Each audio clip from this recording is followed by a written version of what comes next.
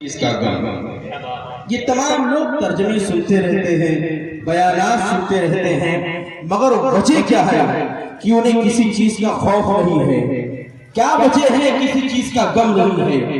کیا وجہ ہے کہ وہ کسی سے ڈرتے نہیں ہے؟ تو اس کی اصل وجہ یہی ہے کہ جو اللہ کا ہو جاتا ہے ساری مخلوق ساری کائنات اس کی ہو جایا کرتی ہے۔ معزز سامعین کرام، یہ جلسہ ہے، یہ جشن عید میلاد النبی عرس پاک کے موقع پر یہ پروگرام رچایا اور بسایا گیا ہے۔ آپ کو کئی دنوں سے اس جلسے کے لیے آپ کو بلایا گیا، اور کبھی پوسٹروں کے ذریعے سے، کبھی اعلانات کے ذریعے سے، کبھی Facebook, WhatsApp media, social media کے ذریعے سے آپ کو بارہا بلایا گیا ہے، مگر اگر آپ پھر بھی ایک دم کنجوسی کے ساتھ آئے ہیں۔ مجھے افسوس ہوتا ہے، میں بھی اس علاقے کا رہنے والا ہوں، مجھے معلوم ہے ہمارے علاقے میں کتنے مسلمان ہیں، مجھے معلوم ہے ہمارے علاقے میں کتنے دیوانے ہیں، مجھے پتا ہے ہمارے علاقے میں کتنے اللہ کے ولیوں سے محبت کرنے والے ہیں، مگر افسوس کے ساتھ آج اس پروگرام میں آنے کے بعد مجھے افسوس ہوا کہ صرف ہم زبانی دعویٰ کرتے ہیں کہ ہم صرف اولیاء کرام سے محبت کرتے ہیں، یہ صرف زبانی دعویٰ ہے کہ ہم غوث پاک سے محبت کرتے ہیں، یہ صرف زبانی دعویٰ ہے کہ ہم اعلیٰ حضرت سرکار سے محبت کرتے ہیں، یہ صرف زبانی دعویٰ ہے ہم سرکار تاج الشریعہ سے محبت کرتے ہیں۔ زبانی دعویٰ سے کام نہیں چلے گا، زبانی دعوے سے کام نہیں چلے گا،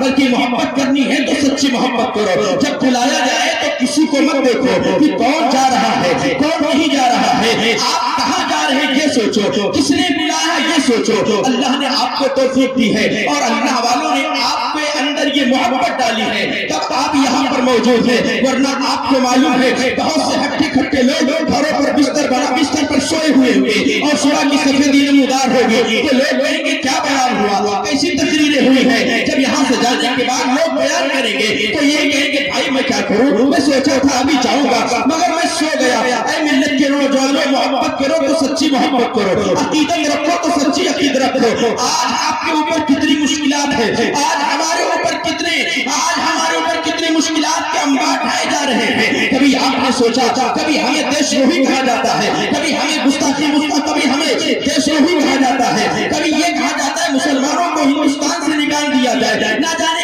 کتنے ڈرامے اور نہ جانے کیسی کوششیں کی جاتی ہیں، مگر کبھی آپ نے سوچا یہ کوششیں کر کیوں رہا ہے، یہ کوششیں کیوں کی جا رہی ہے؟ ان کو معلوم ہے یہ مسلمان اپنے آقا کے نام پر اب نہیں جمع ہوتے ہیں، غوث پاک کے نام پر نہیں جمع ہوتے ہیں۔ اگر تمہارے اندر وہ جذبہ آ جائے جو پہلے جذبہ تھا، پہلے کے جلسے جلوس ہوتے تھے، لوگوں کو کرسیاں بھی نہیں ملتی تھی، گھر سے اپنے چدر اور اپنے بیٹھنے کی چیزیں لایا کرتے تھے، مگر آپ کو کرسیاں بھی مل رہی ہیں، جگہ بھی مل رہی ہے، بلانے کے لیے آپ کو دعوتیں بھی دی جاتی ہے، پھر بھی ہم اپنے آپ کو نہ جانے کیا سمجھ کر رکھے ہیں، نہ جانے اپنے آپ کو کیا سمجھا ہے۔ آؤ میں آپ کو بتا دوں، محبت کرو تو حضرت بایزید بستامی جیسی محبت کرو، وہ بھی اللہ کے ولی ہے۔ حضرت بایزید بستامی رضی اللہ عنہ کی محبت دیکھو، اور ایسے بنو تو عاشق بنو، اگر غلام بنو تو ایسے بنو، مستانے بنو تو ایسے بنو۔ حضرت بایزید بستامی رضی اللہ عنہ کون ہے؟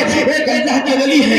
حضرت محترم معلوم ہے حضرت بایزید بستامی رضی اللہ عنہ بیٹھے ہوئے ہیں، آپ کے تمام جانے آپ کے چاہنے والے دیوانے مریدین بیٹھے ہوئے ہیں۔ حضرت بایزید بستامی رضی اللہ عنہ نے ایک مرید کو بلایا اور کہا اے میرے مرید، اے میرے چاہنے والے، جا ایک خربوزہ لے آیا۔ خربوزہ مانگایا گیا، حضرت بایزید بستامی خربوزہ لیا ہے اور اس کے بعد اسے کاٹا ہے، اس کو چھلکے کو نکالا ہے، نکالنے کے بعد ان کے قریب لے جاتے ہیں، رکھ دیتے ہیں۔ حضرات محترم مریدوں نے سوچا، جو لایا تھا وہ سوچا کہ لگ رہا ہے اس کی ذائقہ اور لگ رہا ہے اس کا ٹیسٹ خراب ہے، لگ رہا ہے یہ خراب ہے۔ بایزید بستامی جب چلے جاتے ہیں، ایک مرید آگے رہا اور اس کے بعد پہلے اسے سوکھا اور سوکھنے کے بعد جب کھایا تو اس کا ذائقہ بھی اچھا تھا، اس کا ٹیسٹ بھی اچھا تھا، اس کی خوشبو بھی اچھی تھی۔ وہ واپس وہاں سے خاموش کچھ نہیں بولا۔ دوبارہ بایزید بستامی رضی اللہ تعالیٰ اسی جگہ پر آئے، اسی شخص سے پھر آپ نے خربوزہ منگایا۔ ایسے آپ نے ایک دو نہیں کئی ایک بار آپ نے عمل کیا ہے۔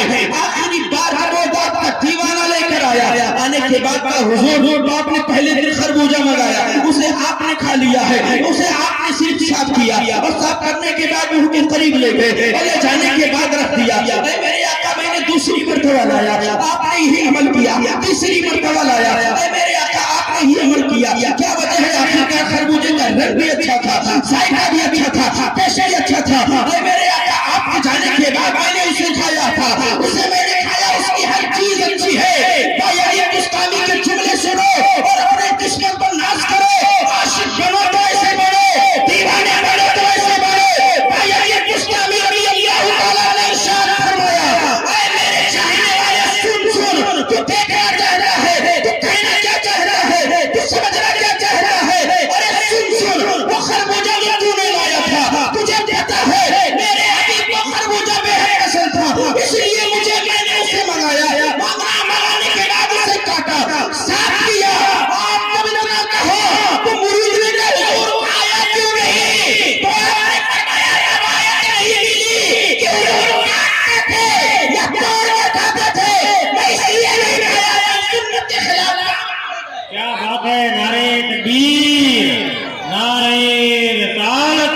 مکرکے اعلیٰ حضرت کہیں سنت کے خلاف کام نہ ہو جائے، اس لیے میں نے اس حصے کی روایتیں ملی ہیں کہ حضور علیہ السلام کی بارگاہ میں خربوزہ آقا حضور تناول فرماتے مگر کاٹ کر کھایا آقا نے یا توڑ کر کھایا، یہ روایتیں نہیں ملی ہیں، اس لیے ہم نے نہیں کھایا ہے۔ اے ملت کے نوجوانوں، آپ جس حصے پاک میں موجود ہو یہ بھی اللہ کے ولی ہیں، اور بریلی شریف کی جو عرص پاک ہے سرکار تاج الشریعہ کی طرف نسبت ہے، وہ سرکار تاج الشریعہ علیہ رحمہ ہے کہ آپ بچپن ہی سے لے کر اپنے آخری دم حیات تک آپ مسلک اعلیٰ حضرت پر سختی کے ساتھ عمل پیرا ہے۔ کبھی آپ نے کسی سے سمجھوتا نہیں کیا، کبھی آپ نے کسی مسئلے میں کسی کا سہارا نہیں لیا ہے، سہارا لیا ہے تو مدینے والے کا لیا ہے۔ حضرت محترم حضرت سرکار تاج الشریعہ علیہ رحمہ کی ذات دیکھنی ہے تو دیکھو، حضرت سرکار تاج الشریعہ بچپن ہی سے آپ بہت صحیح تھے۔ صحیح کا عالم یہ تھا کہ جو کتابیں آپ ایک مرتبہ پڑھ لیا ہے، آپ اپنی آخری عمر تک وہ کتابوں کے ایک الفاظ آپ نے کبھی بھولا نہیں ہے۔ سرکار تاج الشریعہ علیہ رحمہ جب مصر میں تشریف لے گئے تو مصر میں جانے کے بعد سرکار تاج الشریعہ علیہ رحمہ ہمیشہ اسلامی لباس میں تھے۔ آج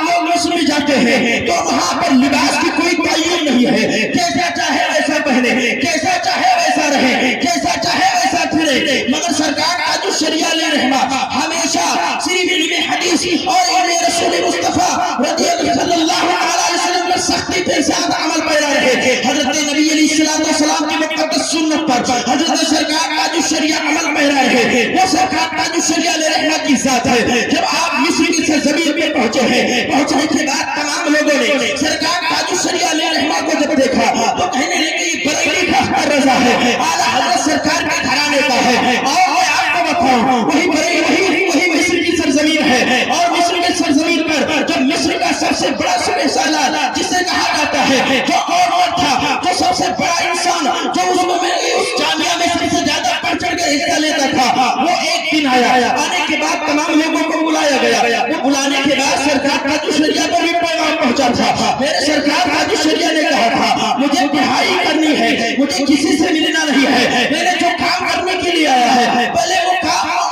رضا مکمل کرے گا، پھر کسی سے ملنے ملانے کا دور سلسلہ شروع ہوگا۔ حضرت محترم وہی سرکار تاج الشریعہ ہے۔ حضرت محترم ایک مرتبہ درس دیا جا رہا تھا، سرکار تاج الشریعہ موجود ہے، آپ کا استاد مکرم ہے، ریاضی کا مسئلہ آیا، حضرت سرکار تاج الشریعہ علیہ رحمہ موجود ہے۔ استاد مکرم نے تمام لوگ سے پوچھ رہے ہیں بتائیے یہ مسئلہ، بتائیے ریاضی کا مسئلہ ہے، اس کا حل بتائیے، اس کا وجہ کیا ہے، اس کا حل بتائیے۔ تمام لوگ پریشان ہیں، تمام لوگ پریشان ہیں، ایک دوسرے سے پوچھتے ہیں، ایک دوسرے سے پوچھتے ہیں، مگر کسی نے جواب نہ دیا۔ آخر میں استاد مکرم آپ کے اب گھر حضرت تاج الشریعہ کی طرف نظر ڈالی اور کہا اختر رضا آپ کا تو اس علم سے کچھ تعلق نہیں ہے، آپ کو علم حدیث لیا ہے، علم فقہ لیا ہے، یہ ریاضی ہے ریاضی۔ حضرت محترم تاریخ بتائی جاتی ہے، سرکار تاج الشریعہ علیہ رحمہ سے جب آپ کے استاد مکرم نے پوچھا تو لوگ سوچتے تھے مگر میرا مرشد سوچا نہیں، کیسے استاد نے اشارہ کیا،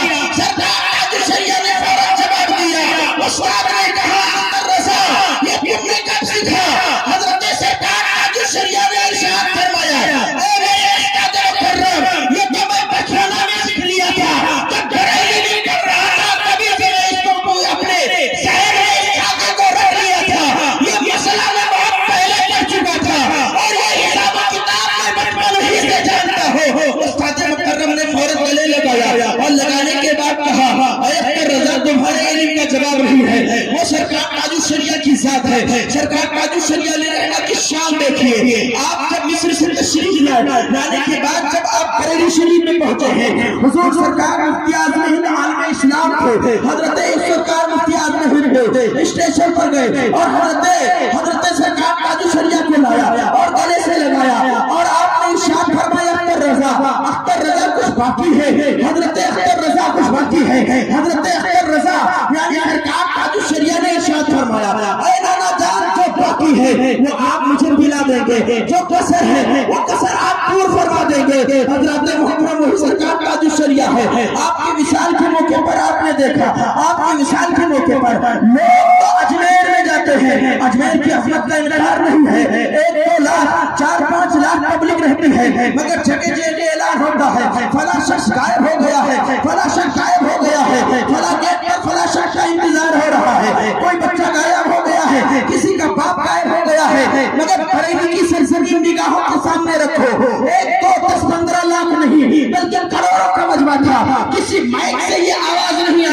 कि फला का बाप गायब हो गया है, फला का बेटा गायब हो गया है, फला का बाप गायब हो गया है, फला शख्स जख्मी हो गया है, फला शख्स बीमार हो गया है, किसी के कानों में आवाज नहीं आई। ये करामत सरकार का जो शरिया की है, ये शान सरकार का जो शरिया की है।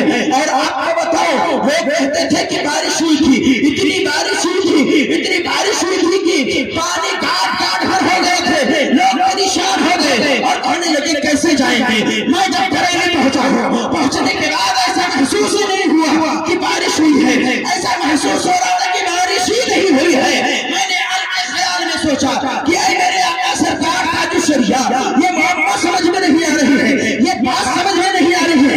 वजह क्या है? लोग कह रहे थे बारिश हो रही है, लोग कह रहे थे पानी भरा हुआ है, यहाँ तक कि मीडिया, सोशल मीडिया पर ये तस्वीरें दिखाई गई थी, पानी नाले से खूब तेजी से बह रहा था, मगर पानी बहते हुए और आसमान से बारिश होते हुए तमाम लोगों ने देखा है, मगर पानी कहाँ गया किसी ने नहीं देखा है।